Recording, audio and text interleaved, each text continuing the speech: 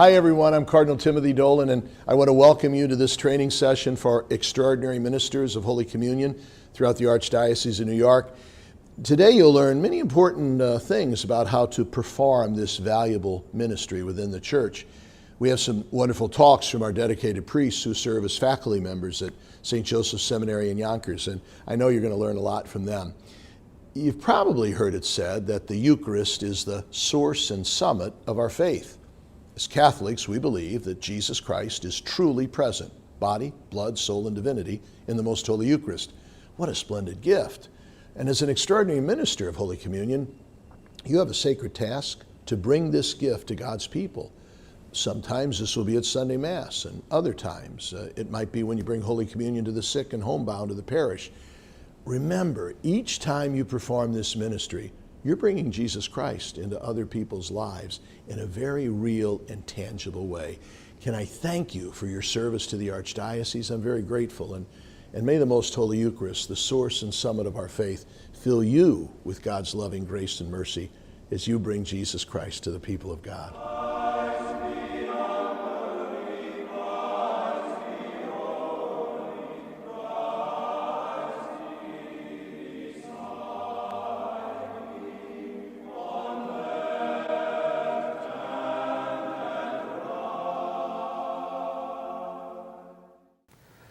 Saludos mis hermanos y hermanas, me llamo Padre Kevin O'Reilly y soy el decano académico del Seminario de San José, Dunwoody en Yonkers en Nueva York y soy profesor de Teología Dogmática. Es un placer y honor grande llevar este tiempo con ustedes para presentarles esta charla sobre el tesoro más grande que Dios nos da, la Eucaristía, el cuerpo, la sangre, el alma y la divinidad de Jesucristo. Durante esta presentación vamos a discutir la teología de la Eucaristía, cómo es fundada en la Biblia, en la tradición de la Iglesia, y cómo la Eucaristía es el centro de nuestras vidas como feligreses y su ministerio como ministros extraordinarios de la Sagrada Comunión. En los documentos recientes del Magisterio de la Iglesia se describe la Eucaristía en términos muy exaltados. Por ejemplo, el Concilio Vaticano II enseña que la Eucaristía es la fuente y culmen de toda la vida cristiana. Este quiere decir que todo lo que somos como católicos viene de la Eucaristía, que es la fuente de nuestra fe, y también nuestra vida de fe nos lleva a la Eucaristía, que es el culmen o la cumbre de la fe católica. Además, el Catecismo de la Iglesia Católica dice que la Eucaristía es el compendio y la suma de nuestra fe, que significa que todo lo que creemos como católicos puede ser resumido y encontrado en la Eucaristía. En realidad, todo lo que creemos sobre Dios, la Trinidad, Cristo, la Iglesia, los sacramentos, encontramos en la Eucaristía. Una pregunta natural para hacer ahora es, ¿no trata la religión principalmente Dios y sus misterios? ¿Por qué la Eucaristía tiene tal importancia para la Iglesia Católica? ¿Por qué se dice que la Eucaristía es la fuente, culmen, compendio y la suma de nuestra fe? Bueno, la palabra Eucaristía puede ofrecernos una clave para contestar estas preguntas.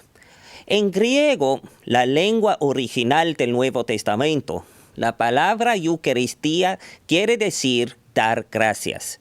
Y desde el fin del primer siglo ha servido como la palabra principal para descubrir la central acción litúrgica de la Iglesia Católica, que es el sacramento que recibimos durante la misa. La idea de dar gracias se encuentra en los textos bíblicos que llamamos las narrativas de la institución de la Eucaristía.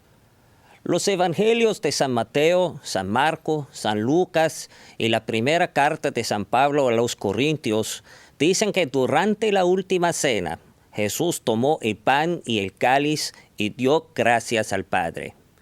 La idea de dar gracias puede ayudarnos a entender más sobre el misterio de la Eucaristía y por qué es tan importante para nuestras vidas de fe. También nosotros damos gracias en la Eucaristía. ¿Por qué estamos agradecidos? Al principio, damos gracias que cuando comulgamos porque recibimos la persona verdadera de Jesucristo, Cristo nos da su cuerpo y su sangre para que podamos llegar a ser santos y seguir su voluntad en nuestras vidas de fe. Además, en la Eucaristía recibimos los eventos de nuestra salvación. Todo el misterio pascual, la pasión, muerte y resurrección de Cristo está presente ante nuestros ojos durante la misa. Entonces, el don que recibimos en la Eucaristía es la persona y trabajo salvador de Jesucristo, y no hay don más grande. Por eso damos gracias en la celebración de la misa. La Biblia nos revela que Cristo mismo en su persona y su ser siempre da gracias y es eucarístico eternamente. En la vida eternal de la Trinidad y en su divinidad, el Hijo de Dios siempre da gracias al Padre. En la cruz, Jesús ofreció su vida humana por el perdón de los pecados. En esta manera, el Señor, como Dios verdadero y hombre verdadero, da gracias al Padre Celestial. Todo eso pasa en la celebración de la Eucaristía, cuando Cristo es el oferente y la ofrenda. Aquí encontramos la importancia de la Eucaristía para nuestra vida. El Señor nos llama para hacer lo mismo. En la Eucaristía, Cristo nos invita a unir nuestra respuesta de gracias a suya, para ofrecer nosotros mismos al Padre como hace Él. Cuando lo hacemos, Jesús une su sacrificio perfecto a nuestro para perfeccionarlo y nos permite participar en su sacrificio eterno al Padre. Entonces, en la misa, cuando recibimos el cuerpo y la sangre del Señor, recibimos un don increíble, porque somos unidos al Señor y esta unión nos hace santo. Cristo y su trabajo salvador llegan a ser parte de nosotros, pero más importante es que nosotros llegamos a ser parte de Él, porque cuando lo recibimos, Él nos recibe. Por eso la Iglesia nos enseña que la Eucaristía es la fuente y culmen de la vida cristiana. Todo lo esperamos en la vida eterna y el propósito para que Dios nos creó encontramos en esta acción humilde de la Iglesia. Puede transformar nuestra vida porque todo lo que somos como personas humanas, Dios cumple en la Eucaristía cuando recibimos Cristo. Esta es solamente un análisis preliminar de lo que creemos en la Eucaristía. Lo que creemos sobre la Eucaristía es asombroso. En realidad podemos llevar la eternidad pensando en el cuerpo de Cristo. Muchos santos en la historia de la Iglesia dedicaron sus vidas para contemplar el misterio eterno de la presencia del Señor en la Eucaristía. Por ejemplo, San Tomás Aquino, uno de los teólogos más importantes en la historia de la Iglesia, al fin de su vida recibió una visión durante la misa. Después de celebrar la Eucaristía en la misa, él dijo: "No puedo escribir una palabra más. En comparación con lo que vi en la misa, todo lo que escribí parece como paja". No sabemos exactamente qué vio en la visión que él recibió durante la misa, pero sabemos que no le interesó completar su obra maestra, la Suma Teológica, después de ver lo que él vio en la Eucaristía. Para nosotros, ¿qué cosa puede ser más emocionante de encontrar a Jesucristo? Entonces, ¿cómo no vale la pena estudiar la Eucaristía? Especialmente para ustedes como ministros extraordinarios de la Sagrada Comunión.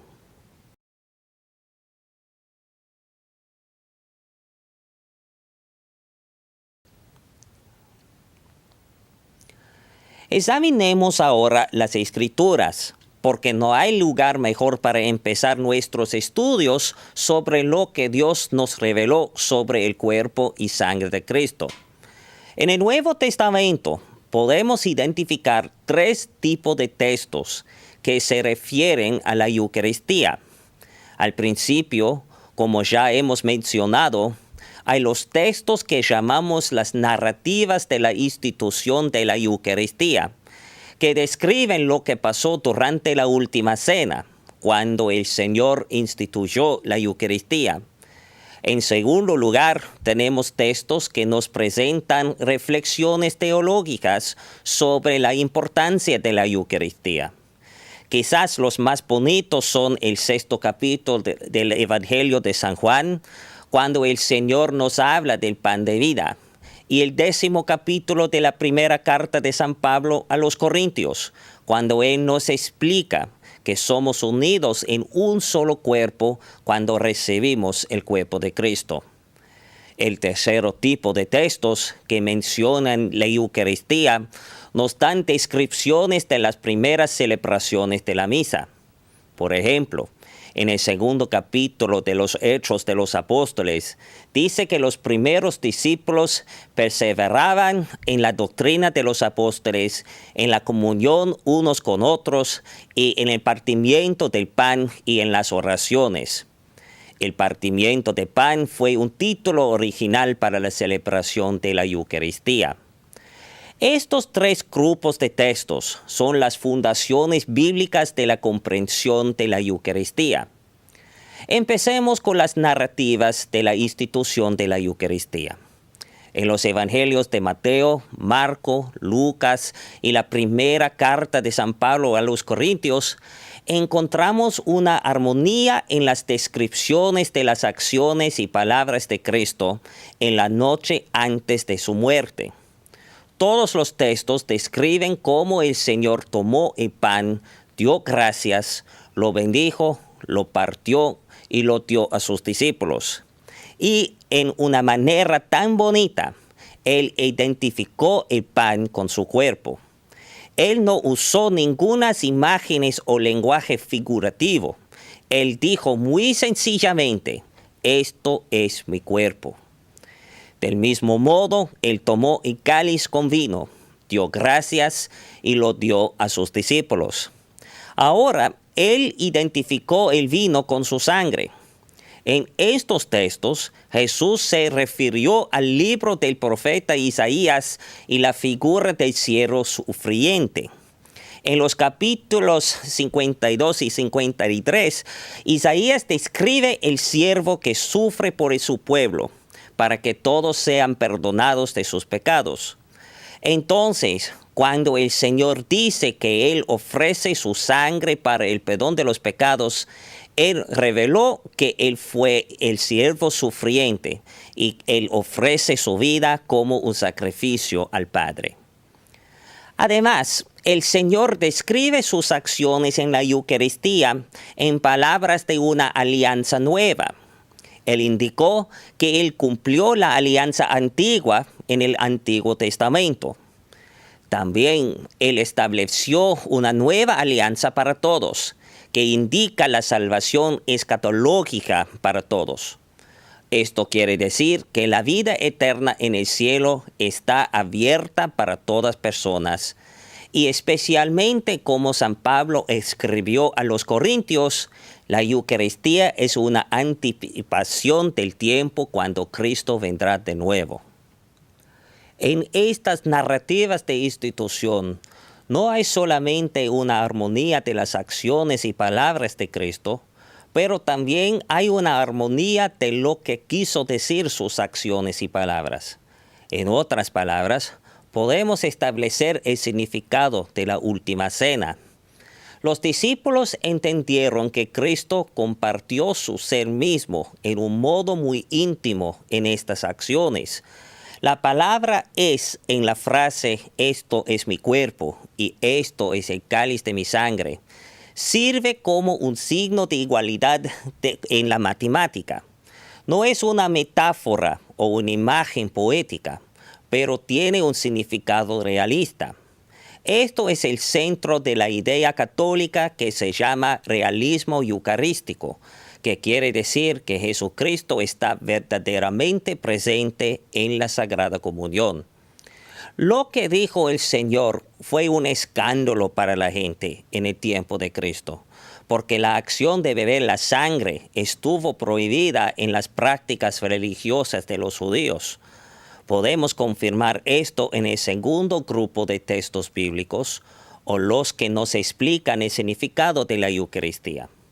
Por ejemplo, cuando Jesús dijo en el 6º capítulo del Evangelio de San Juan, en verdad les digo que si no comen la carne del Hijo del Hombre y beben su sangre, no tienen vida en ustedes. Esto fue un escándalo grandísimo y algo vergonzoso para la multitud. Algunos respondieron, ¿cómo puede éste darnos a comer su carne? Y otros se fueron porque fue demasiado difícil para creer. Pero los apóstoles creyeron sus palabras y acciones, entendieron que Cristo compartió todo su ser con ellos en la Eucaristía. Además, el Señor reveló que ya empezó su ofrecimiento sacrificatorio de su vida al Padre. Un otro texto importante se encuentra en el 10º capítulo de la primera carta de San Pablo a los Corintios, cuando él trató de eliminar las divisiones entre los feligreses allá. Él escribió, la copa de bendición que bendecimos, ¿no es la comunión de la sangre de Cristo? El pan que partimos, ¿no es la comunión del cuerpo de Cristo?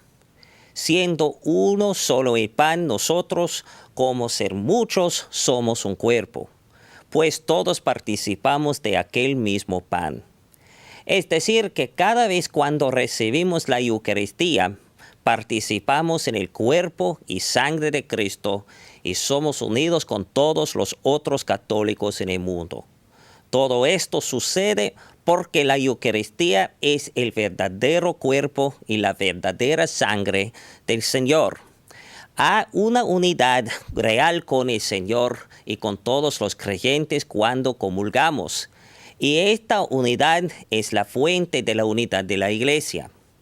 Por eso, un teólogo famoso dijo que la Eucaristía hace la Iglesia y la Iglesia hace la Eucaristía.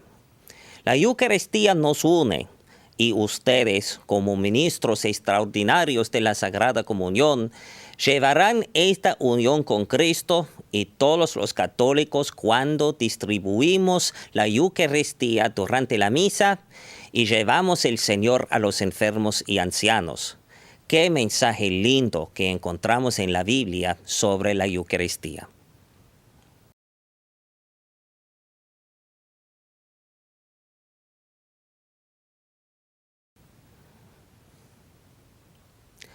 Ahora miremos a la tradición de la Iglesia Católica, porque desde la muerte, resurrección y ascensión del Señor, la vida de fe de la Iglesia siempre ha sido fundada en la Eucaristía.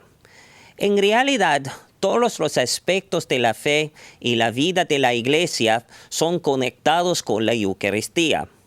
Pero hay dos temas principales que son el centro de nuestra fe en la Eucaristía y que necesitamos discutir en esta presentación. El primer tema es que la Eucaristía es la presencia real de Jesucristo, su cuerpo y su sangre. Después de la consagración en la misa, lo que parece como pan y vino ya no son pan y vino, pero el cuerpo y la sangre de Cristo, la presencia real del Señor entre nosotros. El segundo tema principal es que la Eucaristía es un sacrificio que nos hace presente el sacrificio eterno de Cristo en la cruz. La misa nos lleva a Calvario y vemos el sacrificio de Cristo por el perdón de los pecados. Cuando nos reunimos para la misa, el tiempo y la eternidad se encuentran cuando comulgamos. Ahora no podemos examinar toda la tradición de la Iglesia sobre la Eucaristía, pero en esta charla quizás podemos subrayar momentos importantes que pueden ofrecernos algunas ideas importantes sobre la Eucaristía y su ministerio como ministros extraordinarios de la Sagrada Comunión. La fe en la presencia real de Cristo y la Eucaristía como sacrificio han sido la fuente de la vida de la Iglesia desde el principio. Los padres de la Iglesia se refirieron muchas veces a estos dos temas. Por ejemplo, durante el segundo siglo, uno de los padres más importantes fue San Justín Mártir, quien fue uno de los apologistas primeros. En este tiempo, muchas personas ya han convertido a la Iglesia Católica. Y muchas personas afuera de la Iglesia ya preguntaron, ¿qué creen los católicos? ¿Qué enseña la Iglesia Católica? San Justín trató de contestar sus preguntas y defender la fe católica para los paganos y judíos. En sus obras encontramos ambos dos temas principales sobre la Eucaristía, la presencia real de Cristo y la Eucaristía como sacrificio. En su libro La Primera Apología, San Justín describió la misa como fue celebrada en Roma en el año 150. Y es increíble cómo similar es nuestra misa hoy. Él describió que se hubo la reunión de los fieles el domingo, lecturas del Antiguo y Nuevo Testamento, lectura del Evangelio, la oración de los fieles, el ofertorio, la plegaria eucarística, la recepción de la Sagrada Comunión y, como no, la colecta. Sí que se necesitaba pagar las cuentas para el aire acondicionado. Estoy bromeando sobre el aire acondicionado, pero es la verdad que hubo la colecta. En serio, en el mismo texto, San Justín Mártir escribió que cuando comulgamos no recibimos pan y vino normal, pero el cuerpo y sangre de Cristo.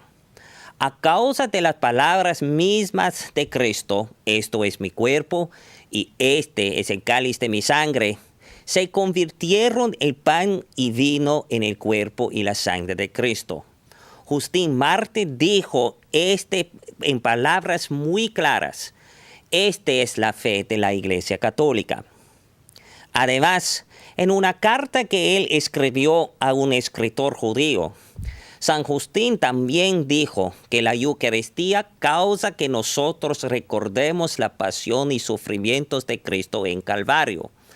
La palabra específica que él usa es la palabra griega anamnesis, que significa no solamente que recordamos eventos del pasado sencillamente, pero que el evento del pasado llega a ser presente de nuevo ahora mismo. Esto quiere decir que, según San Justín, cuando celebramos la misa, el sacrificio de Jesús en la cruz está presente delante de nuestros ojos. El Viernes Santo original se lleva a nosotros, y cuando estamos de rodillas durante la consagración de la misa, adoramos a Cristo cuando murió para nuestra salvación. Entonces, ya en el segundo siglo, hace 1800 años, encontramos los dos temas principales de la Eucaristía, la presencia real y el sacrificio eterno del Señor.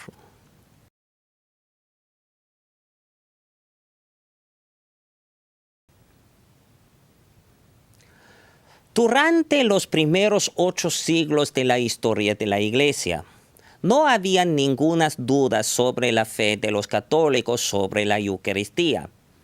Pero en el 9º siglo, algunas preguntas aparecieron sobre la Eucaristía.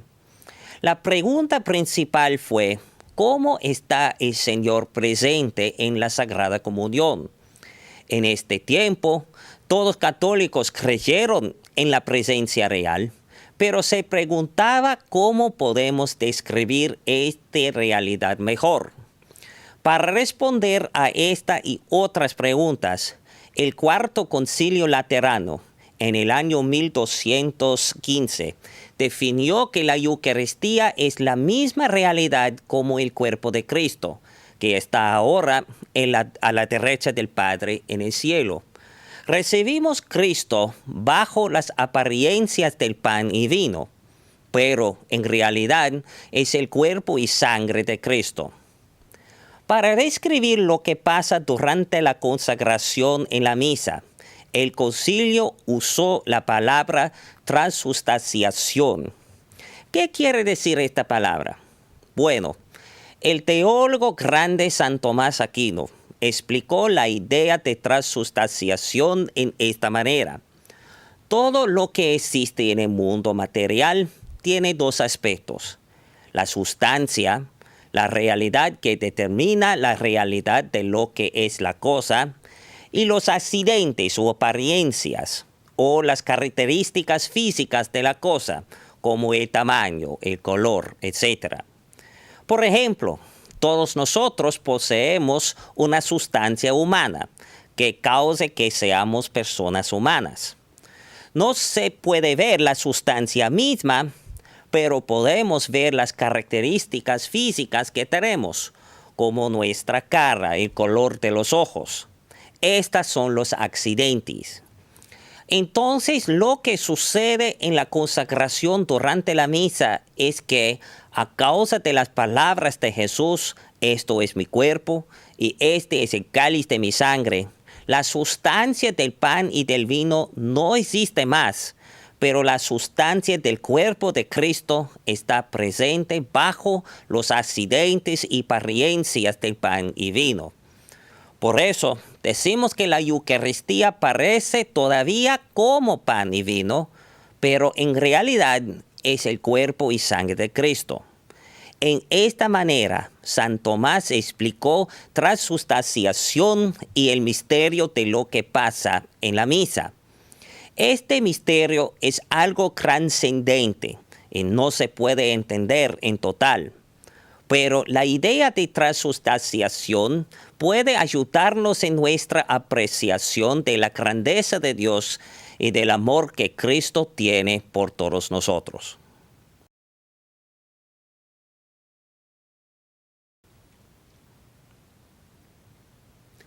Un aspecto final de la tradición de la Iglesia sobre la Eucaristía que podemos subrayar es un texto bonito del Concilio de Trento del XVI siglo.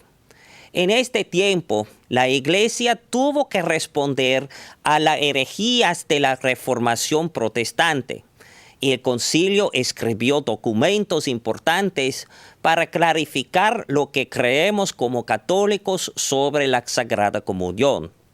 En un texto muy bonito, los padres del concilio identificaron los beneficios que recibimos cuando comulgamos. ¿Por qué es tan importante recibir a Jesús en la comunión? Quizás algunas personas les hicieron las mismas preguntas a ustedes.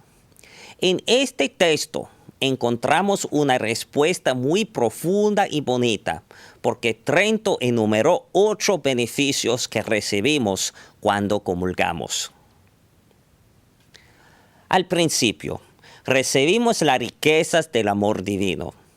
Dios es amor, y el amor de Dios está en todas partes. Hay modos más directos para encontrar el amor de Dios. En la Eucaristía es el sacramento que nos lleva a la presencia real y total de Jesucristo. Entonces, cuando comulgamos, recibimos el amor mismo de Dios. En segundo lugar, recordamos los eventos de nuestra salvación. Recuérdense la idea bíblica de anamnesis, que quiere decir no solamente de recordar cosas de nuestra memoria, pero que los eventos mismos llegan a ser presentes entre nosotros. Entonces, en la Eucaristía encontramos la realidad salvadora de la pasión y resurrección de Cristo. También, en la Eucaristía proclamamos la memoria de Cristo hasta que vuelva. El Señor dio a sus discípulos la meta de proclamar el Evangelio a todo el mundo. Cuando celebramos la misa, cumplimos la voluntad de Cristo para evangelizar a todos. El cuarto beneficio es que la Eucaristía es nuestra comida espiritual. Como nuestros cuerpos físicos necesitan comida para vivir, nuestro espíritu y nuestra vida de fe necesitan nutrición también. Por eso, cuando nuestra fe parece débil o necesitamos ánimo para nuestra fe, no hay ayuda mejor de recibir Jesucristo en la Eucaristía. Número 5 es que la Eucaristía nos perdona de nuestros pecados veniales o los pecados pequeños que cometemos. Como no, si cometemos un pecado mortal o un pecado muy serio, hay que confesar antes de comulgar. Pero recibimos el perdón de nuestros pecados pequeños cuando recibimos la Eucaristía. Además, la Eucaristía es la promesa de la vida eterna en el cielo. La Eucaristía es conectada con el cielo y cuando comulgamos recibimos una anticipación de la vida que nos espera en el cielo. El séptimo beneficio que identificó el Concilio de Trento es que la Eucaristía fortalece la unidad de la Iglesia. La Sagrada Comunión nos une en una sola familia y en el cuerpo de Cristo. Como dijo San Pablo, que somos miembros del mismo cuerpo porque recibimos el mismo pan, Trento nos enseña que la unidad de la Iglesia llega a ser más fuerte a causa de la misa. Al final, la Eucaristía nos da la esperanza que un día todo el mundo congregara para la celebración de la Eucaristía y que todos nosotros tendremos la paz de Cristo. En un mundo lleno de violencia, maldades y guerras, la Eucaristía nos enseña que la única paz que puede vencer el mundo es la paz de Cristo.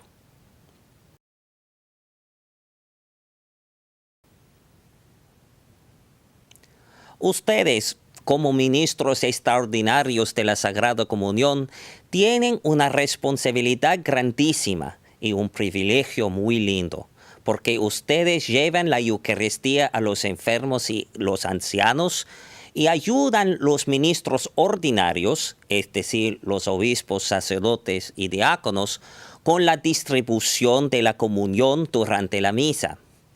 Su ministerio tiene una historia muy bonita. En los primeros siglos de la Iglesia, muchas personas llevaban la comunión a los enfermos, especialmente durante tiempos de persecución. San Tarcisio, el patrón de monaguillos y los niños que reciben su primera comunión, tenía 12 años cuando fue matado porque él estaba llevando la Eucaristía a un enfermo cuando un grupo de jóvenes paganos lo golpearon a muerte porque él no les dará el Santísimo. Él hizo el sacrificio último a causa de su fe en Jesucristo y su presencia en la Eucaristía. Durante la Edad Media, normalmente los sacerdotes y obispos llevaban la comunión a los demás. Pero de vez en cuando los laicos podían llevar la Eucaristía también. En el Concilio Vaticano II, los obispos del mundo dieron este ministerio a algunos laicos como ministros extraordinarios y se llamaron los obispos, sacerdotes y diáconos los ministros ordinarios de la Sagrada Comunión. En la próxima charla vamos a discutir sus responsabilidades como ministros extraordinarios y algunos aspectos pastorales de su ministerio. Espero que esta presentación sobre la teología de la Eucaristía les ayude en su servicio a la Iglesia y en su vida espiritual. Muchísimas gracias por su atención y que Dios le bendiga siempre.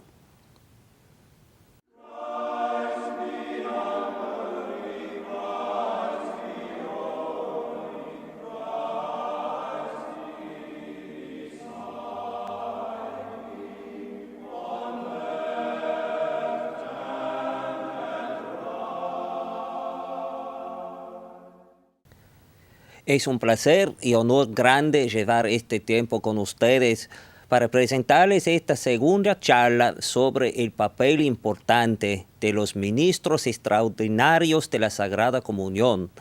En el vídeo primero hemos discutido la teología de la Eucaristía y la importancia de los ministros extraordinarios de comunión cuando sirven su comunidad en la distribución de la Sagrada Comunión. Ahora vamos a hablar sobre algunas consideraciones prácticas. Quizás ustedes ya han pensado, ¿qué hace un ministro extraordinario de la Sagrada Comunión durante la misa? ¿Cómo llevo la comunión a los enfermos? O también, ¿qué hago cuando se me cae la hostia o la sangre de Cristo durante la misa? Estas y otras preguntas vamos a contestar en este video mientras miramos bien al papel litúrgico de los ministros extraordinarios de la Sagrada Comunión.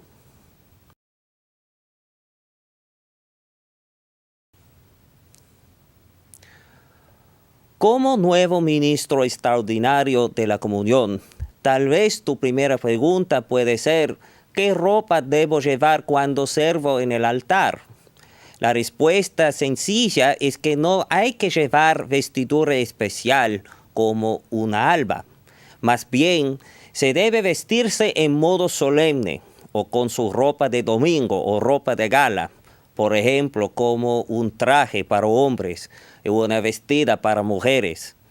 Aparte de los tiempos cuando el sacerdote te pide tu ayuda y improviso, es mejor de evitar los jeans o zapatos de tenis, pantalones cortos y ropa atlética cuando ustedes sirven en la misa.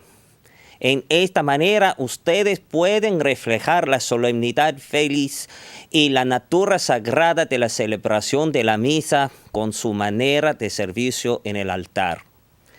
De vez en cuando, los ministros extraordinarios sirven también como lectores en sus parroquias. En general, es mejor servir en solo un ministerio en cada misa.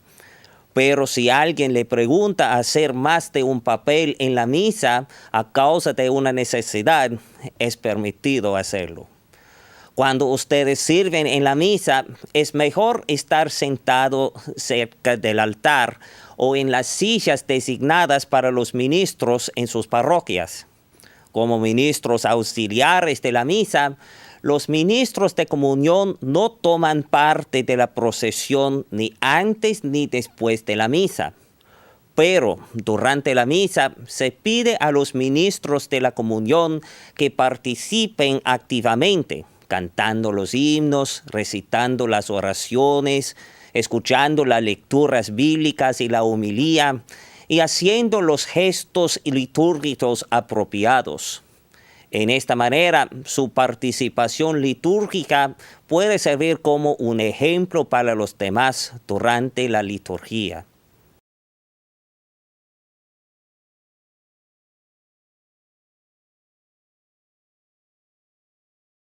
Cuando ustedes sirven como ministros durante la misa, ustedes se acercan al altar después de que el sacerdote ha comulgado. En algunas parroquias, los ministros se acercan al altar durante el Cordero de Dios.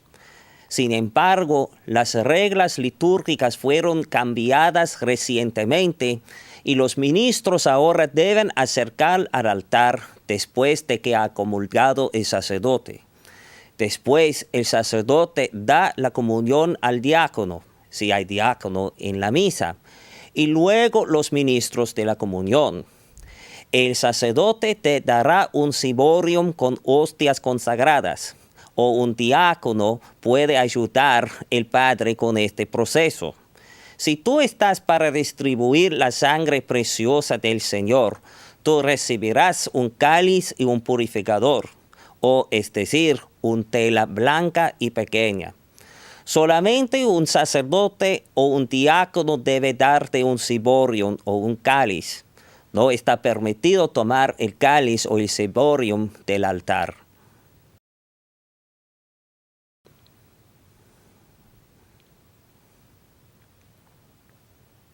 Después de recibir o un ciborio con el cuerpo de Cristo, o un cáliz con la sangre de Cristo, el ministro extraordinario debe ir a su lugar asignado para distribuir la comunión. Cada iglesia es diferente y tiene sus propios lugares para distribuir la comunión. Si no estás seguro a dónde debes ir, siempre puedes preguntar al sacerdote o al diácono para ayudarte. Cuando una persona le acerca para comulgar, empieza tomando una hostia del ciborio y la levanta entre su pulgada y su índice y diga a la persona el cuerpo de Cristo.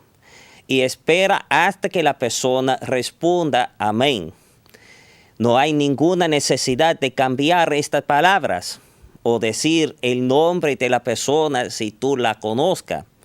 El enfoque cuando una persona comulga es el encuentro con el Señor y no se debe reflejar la relación entre el ministro y el comunicante. Después, el amén de la persona ponga la hostia en la lengua o en su mano. Es importante notar que la decisión de recibir en la lengua o en la mano pertenece al comunicante y no al ministro. Si un comunicante recibe el cuerpo de Cristo en la mano, debe dar un paso a un lado y recibirlo inmediatamente. Favor de asegurar que todas las personas que comulgan consumen la hostia. Si una persona se va con la comunión en la mano sin consumarlo, informa a tu párroco lo que pasó.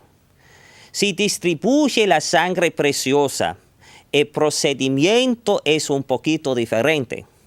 Mientras el comunicante le acerca, presente el cáliz diciendo la sangre de Cristo. El comunicante va a tomar el cáliz en sus manos y consumir la sangre preciosa. Después de que el comunicante devuelve el cáliz a usted, limpie el borde del cáliz con el purificador. Luego, gire el cáliz mientras el próximo comunicante le acerca. Si durante la distribución de la Sagrada Comunión se le acaba la sangre preciosa, ponga el purificador encima del cáliz y vuelva al altar o a la mesita del servicio según la costumbre de su parroquia. Por otro lado, si hay todavía la sangre preciosa después de la distribución de la comunión, usted puede consumir la sangre de Cristo con reverencia cerca del altar o de la mesita del servicio. Pero, favor de no consumir la sangre preciosa mientras está caminando.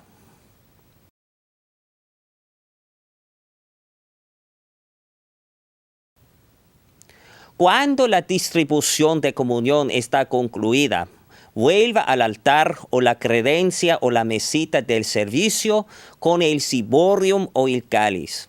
En su parroquia, el párroco puede pedirle que dé el ciborium o el cáliz al padre o al diácono, o quizás póngalos en el corporal, una tela blanca y cuadrada que se ponga en el altar durante la misa. Si ha participado en la distribución del cuerpo de Cristo, tal vez quisiera purificar sus dedos, limpiándolos sobre el ciborium o el tazón con el agua en la mesa o al lado del tabernáculo. Después de dejar el ciborium o el cáliz en el altar o la mesita de servicio, un ministro extraordinario debe quedarse en el santuario hasta que todas las hostias consagradas están devueltos al tabernáculo. Cuando las hostias están puestas en el tabernáculo, haga una genuflexión con el padre o el diácono y después de que la puerta del tabernáculo está cerrada, vuelva a su silla. En el pasado, los ministros extraordinarios fueron pedidos de ayudar con la purificación del ciborium y de los cálices. Sin embargo, ahora la Iglesia pide que solamente los ministros ordinarios tengan esta responsabilidad, es decir, los sacerdotes, diáconos o los acólitos instituidos como seminaristas o candidatos para el diaconado. Entonces, con estas reglas nuevas, no serás pedido de purificar el ciborio o los cálices como ministros extraordinarios.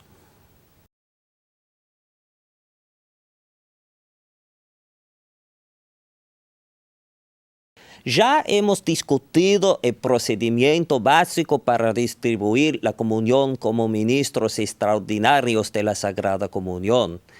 Quizás usted tiene preguntas sobre este material. Contestemos algunas preguntas ahora. Si tiene una pregunta que no contestamos, puede hacerla a las personas que guiarán la discusión para su grupo o a su sacerdote o diácono. Pregunta número 1. ¿Debe un ministro extraordinario ir al tabernáculo? Durante la misa, el sacerdote o el diácono va al tabernáculo para conseguir la Eucaristía o a devolverla después de la distribución de la Sagrada Comunión. Si el celebrante no puede ir al tabernáculo a causa de una enfermedad o vejez, en este caso usted puede ir al tabernáculo. Pregunta número 2. ¿Quién debe purificar los vasos sagrados durante la misa? Hubo un cambio de las reglas en los años recientes. Ahora solamente los sacerdotes, diáconos o acólitos instituidos como seminaristas o candidatos para el diaconado deben purificar el ciborium o los cálices. Pregunta número 3.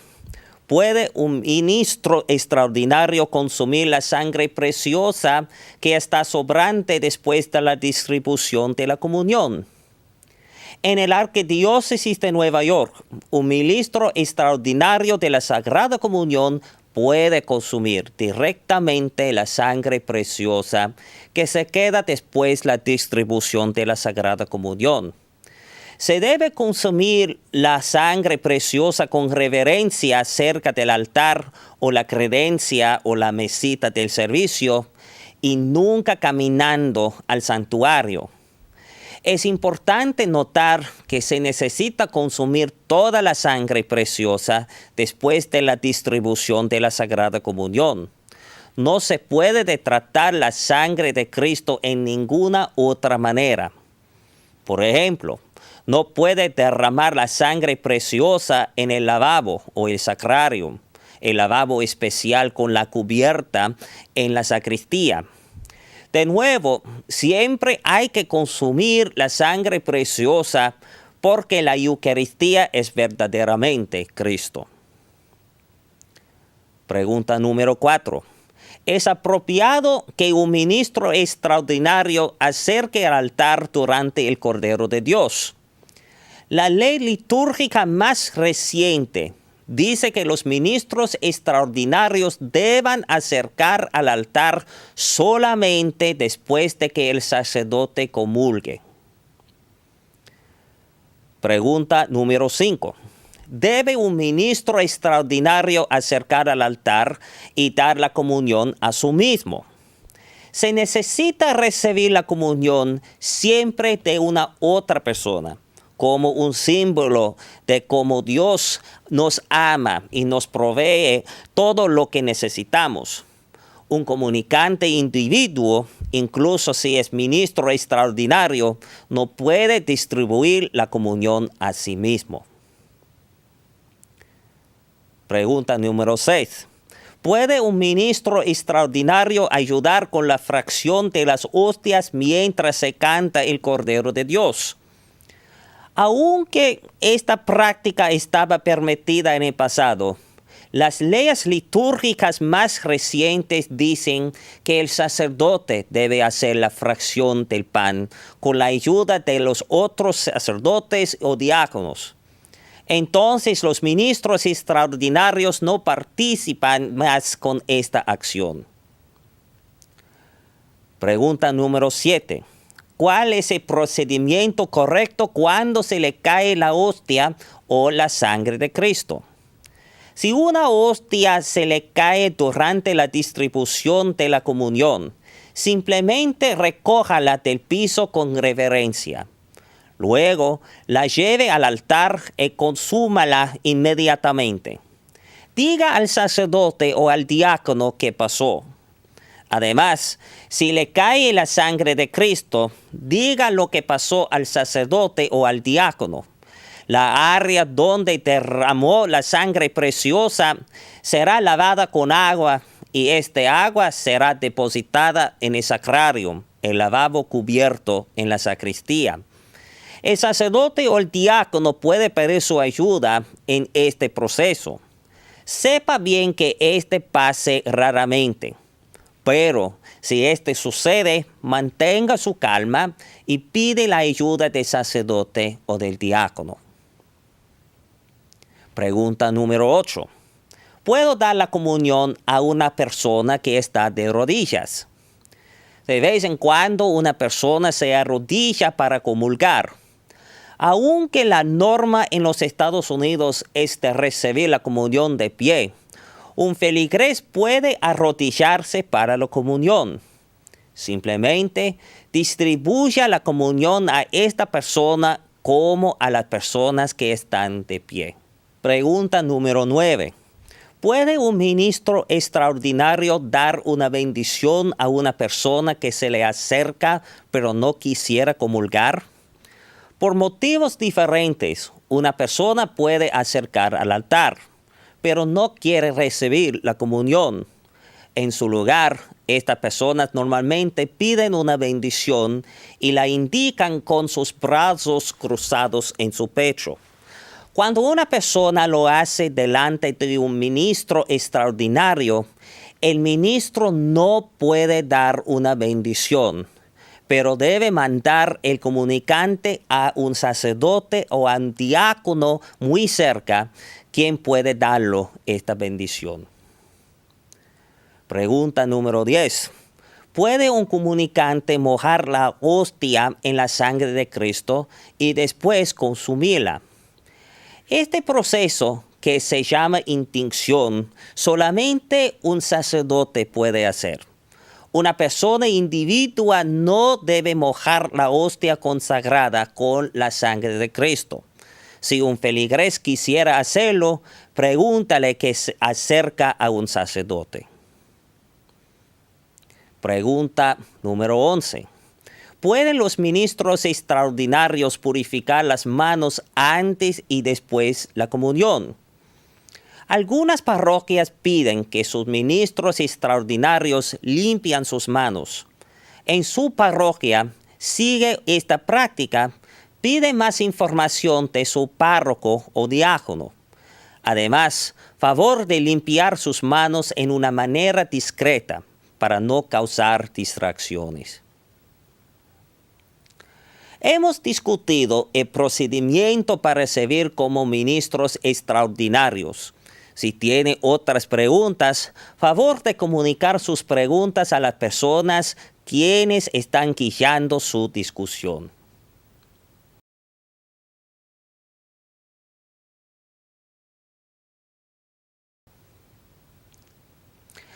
Además de sus responsabilidades de distribuir la comunión durante la misa, un otro servicio importante que ustedes van a proveer a su parroquia, llevar la comunión a los enfermos y a los ancianos que no pueden ir a la misa. Ustedes representarán su parroquia y llevarán la presencia de Cristo al mundo. Cuando llevan la comunión a los enfermos, ustedes necesitarán llevar algunas cosas. Al principio, usted necesitará un PIX, un pequeño receptáculo hecho de metal que se usa para llevar el cuerpo de Cristo. Su parroquia va a proveer un PIX para usted, o puede decidir de comprar su propio PIX. Solamente se debe usar un PIX para llevar la comunión. La otra cosa que necesita es una copia de la ritual de comunión de los enfermos. Cuando llevan la comunión a los enfermos, ustedes ofrecerán un servicio pequeño de oración. El ritual tiene todas las lecturas y oraciones que necesita. Su parroquia va a darle este ritual o, de nuevo, usted puede comprar su propia copia.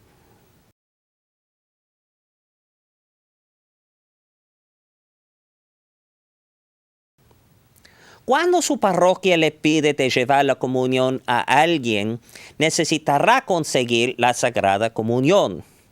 Pregunta a uno de los sacerdotes para las hostias necesarias para sus visitas. De vez en cuando, el sacerdote o el diácono ponen las hostias en el pix durante la misa. Si en su parroquia los ministros reciben su pix al fin de la misa, usted debe quedarse en la iglesia hasta la bendición final. Favor de notar que los ministros extraordinarios no deben acercarse al altar o al sacerdote durante la misa o la distribución de la comunión. En su lugar, habla con el sacerdote o el diácono antes de la misa y pide su ayuda para conseguir la Eucaristía para los enfermos. Cuando tiene su pix con el cuerpo de Cristo, va directamente a la casa o al hospital donde está el enfermo. Porque está llevando la presencia real del Señor, vaya a los enfermos sin parar a lugares innecesarios. El viaje de la iglesia hasta la casa del enfermo debe ser un tiempo de oración y silencio. Si viaja con carro, es apropiado de no escuchar a la radio o la música y de evitar conversaciones por teléfono cuando está llevando la comunión. Es tiempo para orar, especialmente por los que usted está para visitar.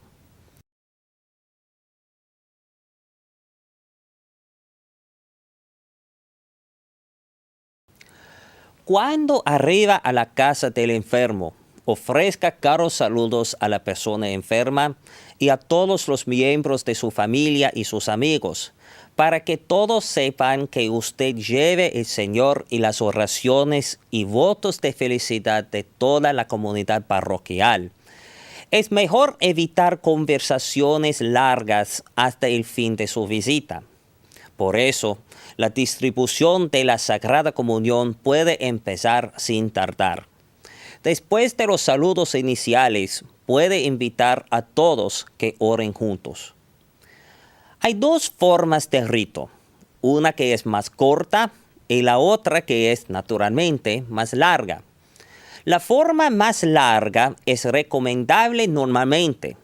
Sin embargo, si es difícil para el enfermo participar en un servicio más largo, se puede escoger la forma más corta. Todos los textos y oraciones para las dos formas se encuentran en el libro.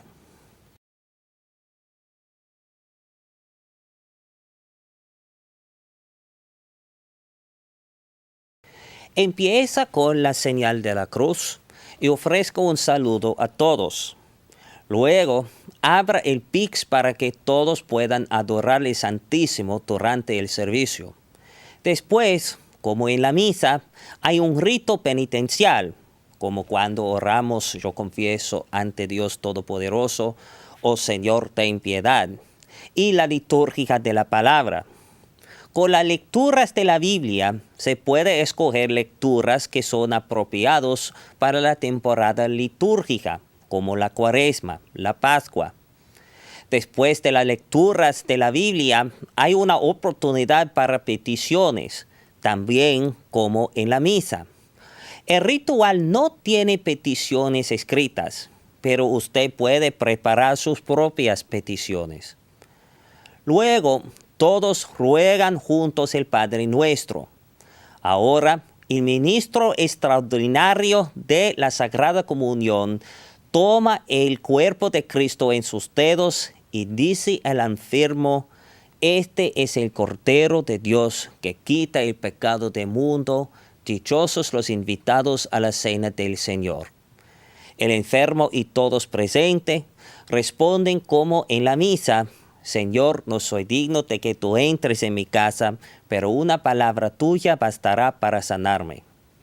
Después, usted puede distribuir la hostia consagrada al enfermo como en la misa y los demás pueden recibir el Señor también.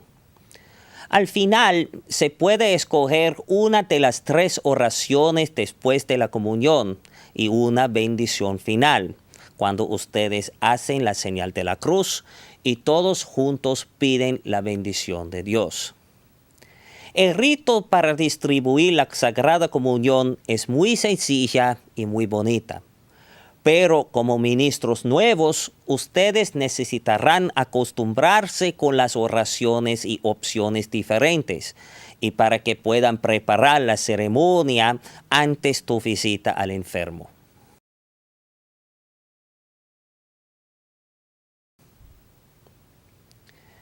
Después del fin de la ceremonia, usted debe asegurar al enfermo y su familia de las oraciones de toda la comunidad por ellos.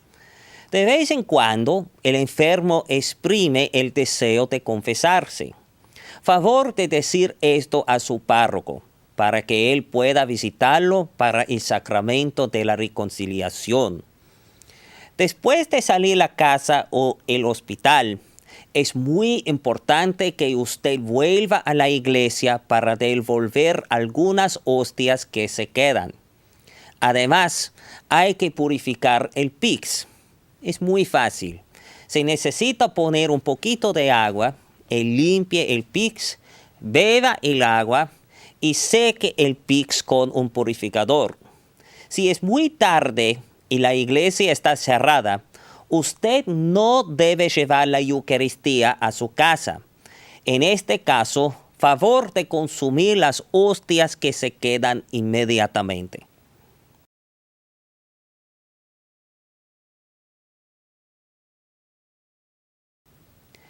De nuevo, ustedes quizás tienen algunas preguntas. Vamos a tratar de contestar algunas preguntas comunes sobre su ministerio como ministros extraordinarios. Pregunta número 1. ¿Cómo debe un ministro extraordinario de la Sagrada Comunión recibir las hostias que llevarán a los enfermos? Cuando se lleva la comunión a los enfermos, un sacerdote o diácono debe poner el número correcto de hostias en un PIX para el ministro extraordinario. Pregunta número 2. ¿Puede un ministro extraordinario de la Sagrada Comunión llevar la comunión a su propia casa para llevar las hostias consagradas más tarde este día o más tarde en la semana?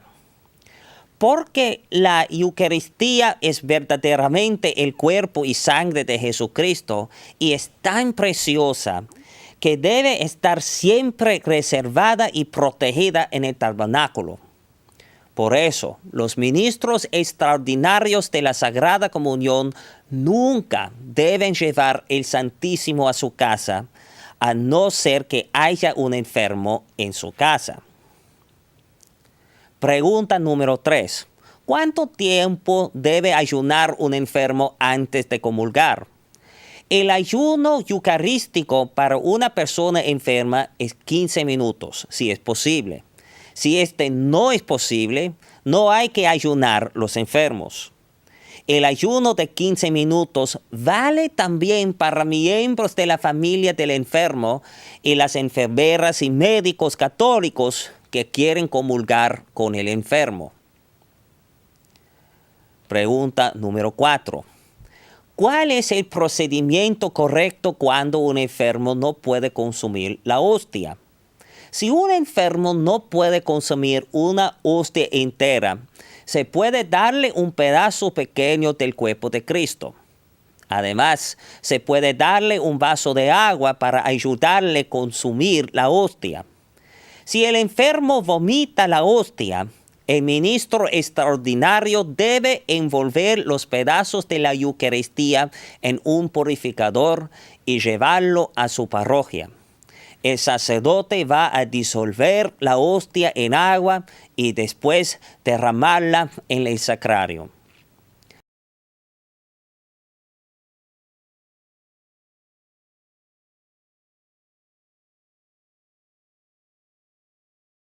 Muchas gracias. de parte de los sacerdotes y el pueblo de Dios de la Arquidiócesis de Nueva York, muchísimas gracias por su atención, su generosidad y deseo de servir su parroquia como un ministro extraordinario de la Sagrada Comunión. Pronto, su párroco va a presentarle con un mandato, un formulario diciendo que has recibido un entrenamiento propio para servir como un ministro extraordinario de la Sagrada Comunión en tu parroquia. Si alguien te pide de servir en una otra parroquia, pregunta al párroco para obtener un otro mandato también. Cuando ustedes empiezan su nuevo ministerio, quizás tendrás otras preguntas. Siempre puede hablar con los sacerdotes y diáconos en su parroquia. También puede comunicarse a la oficina de la liturgia de la arquidiócesis. Que su vida sea siempre enriquecida por la Eucaristía y su servicio al Señor como ministro extraordinario de la Sagrada Comunión. Dios les bendiga.